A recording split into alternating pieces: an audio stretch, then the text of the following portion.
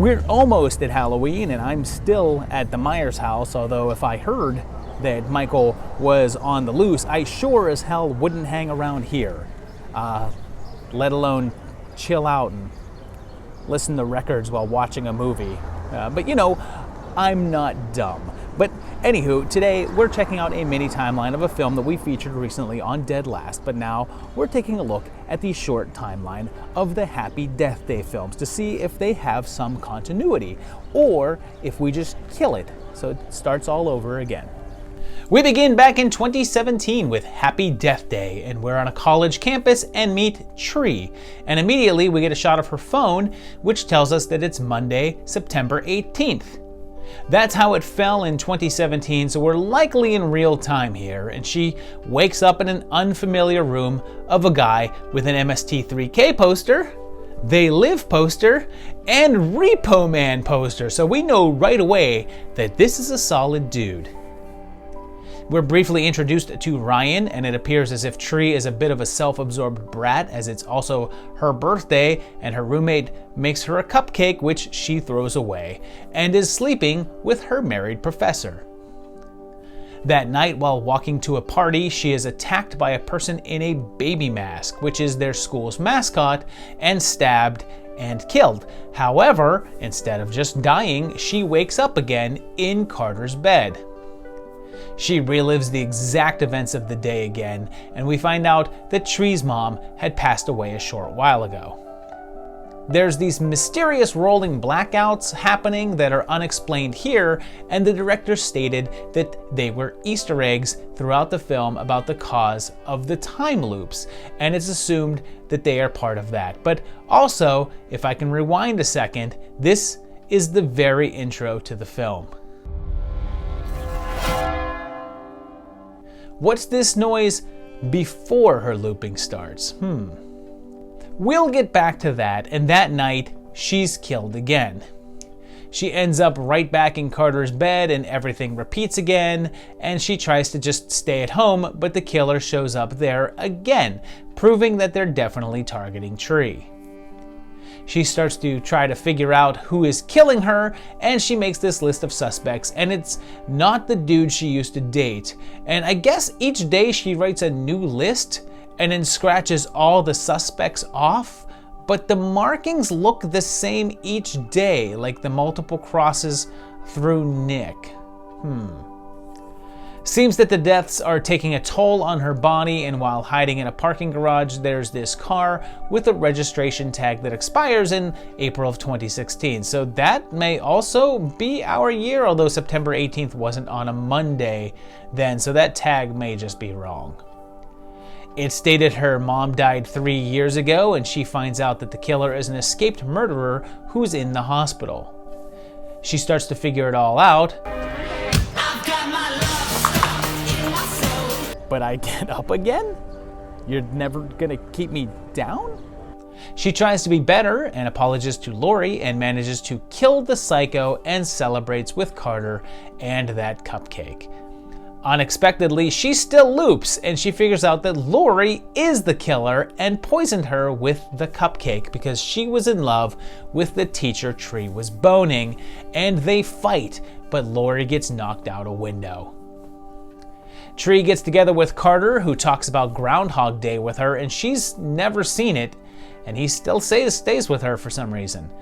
She breaks the loop, and the days continue. 2 years later, a sequel arrived with Happy Death Day 2U, which opens with that same damn sound. And we have Ryan sleeping in his car again.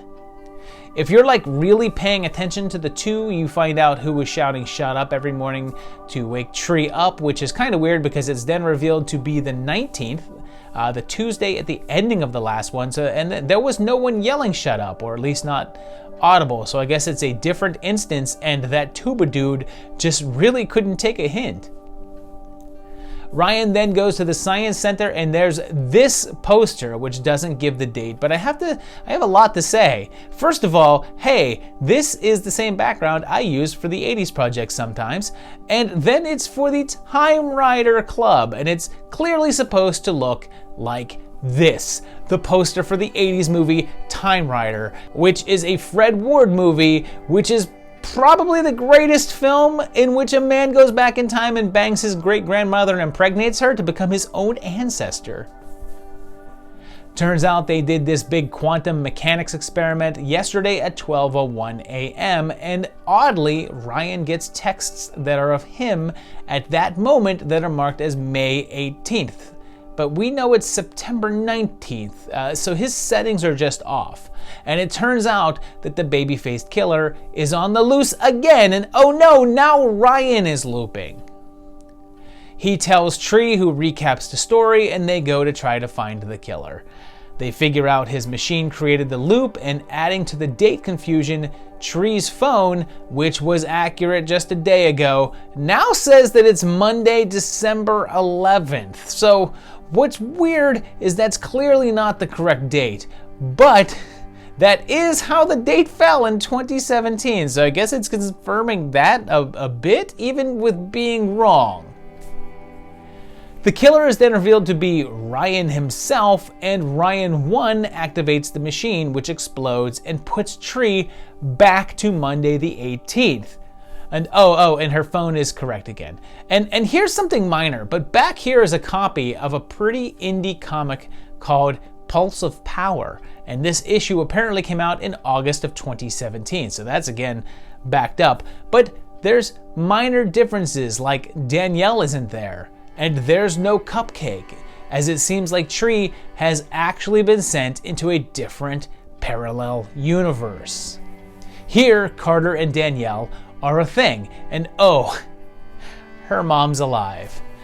So she decides to stay in that reality, and Toombs is still here, but she's still looping, and they try to figure out how to close the loop.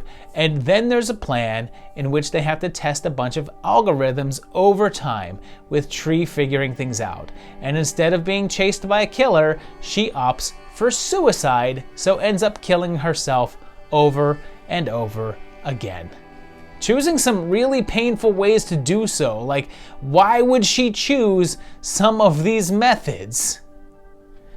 There's two baby-faced killers, and Toombs and someone else, and weirdly there's also like a stack of that Pulse of Power comic here, so someone knows someone, and Tree discovers that Danielle is cheating on Carter, and she says goodbye to her mom, kills Toombs, and the other killer is revealed to be Gregory and his wife together, and she shoots Jill. But he shoots her, leading to a face-off in which Tree takes him out. They then activate the machine, sending Tree home, which closes the loop, and a mid-credit scene shows that the government wants to continue the experiments. So a third movie was planned, but when the second film didn't do as well as expected at the box office, it was scrapped. Although recently it appears talks have been renewed, but it looks like it may be a little bit before we get more adventures of Tree. So there you have it, only 2 movies, a pretty solid timeline with the exception of some phone shenanigans. But yeah, it all makes sense. The movie basically takes place over 2 days that just keep repeating over and over and over again. And yeah, I enjoy them. They're a lot of fun.